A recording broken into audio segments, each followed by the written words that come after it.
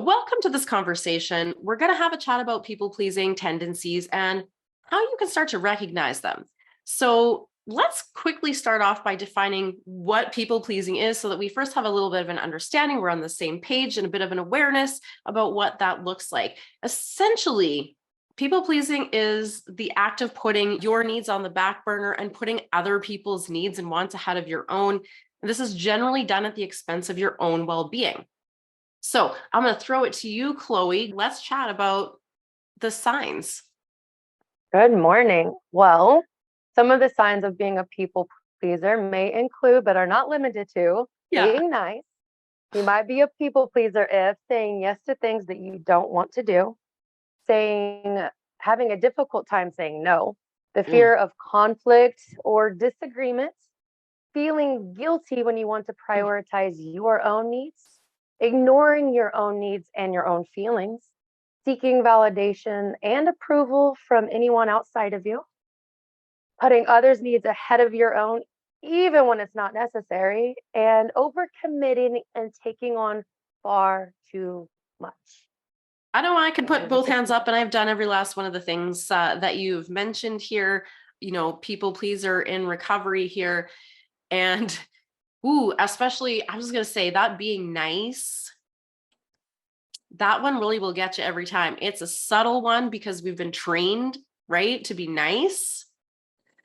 And so we actually think it's a good thing to be nice to people. And we think it's a bad thing if we can't find a way to be nice. And the definition of nice is pleasing and agreeable.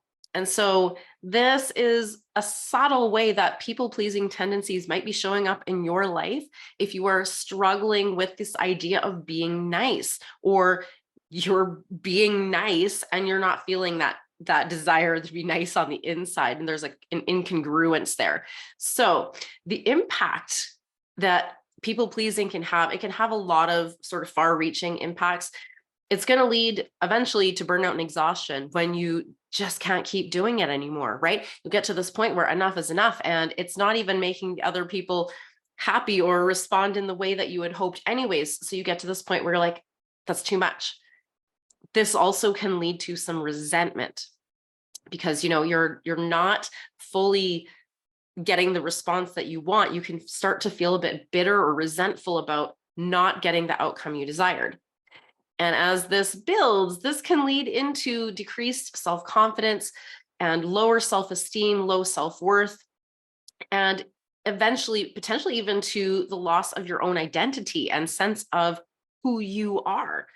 And if you don't know who you are, this is going to impact your relationships by and large, because you're not going to know your voice. You're not going to be using your voice. You're not going to be acting as yourself. You're going to be wearing masks and trying to be what others expect you to be, which is a huge problem, right? When you want to live a life that you truly want and you don't actually know what that is. So this creates this incongruence within, leaves a lot of unhappiness, loneliness, and sort of just empty feelings within. Chloe, throwing it back, how the hell do we stop it? Listen, breaking the pattern, it's not easy, but it's absolutely possible. A few tips that I would say is to learn to say no without feeling guilty. You have to practice self-care and prioritize your own needs. Also, set boundaries with yourself and with others. Recognize and challenge negative self-talk. Like, challenge yourself, see yourself, observe yourself, change the narrative. Yeah. Surround yourself with supportive people. If you look around and people aren't supporting you, they're not your people. Move around to those that will support you on your self, or on your guide back to yourself, Yeah. and focus on your own values and your own goals. And if anything, if you can't do any of that, seek professional help. Someone can give you all the tools and all the things that you may need to help you if these things aren't you're not able to do on your own. Yeah. And, as a very quick invite, we do have this incredible masterclass that we have planned. It's happening live on May 15th, but there will also be a replay available. And it's called The People Pleaser's Path to Freedom. And ultimately, We want to just guide you into a deeper understanding of where these tendencies are coming from so that you can start to see the path to your freedom. Now, we don't have all of the answers. You actually have the answers. We are just here to help you to start unlocking those answers you have within to find your particular way, your unique way. So, sometimes breaking these patterns, it can take some time, and that's okay, because it is absolutely worth the effort to find that happiness and to create your own life, relationship, and business or impact of your dreams. So we would again love to invite you to join us for the masterclass. We hope to see you there.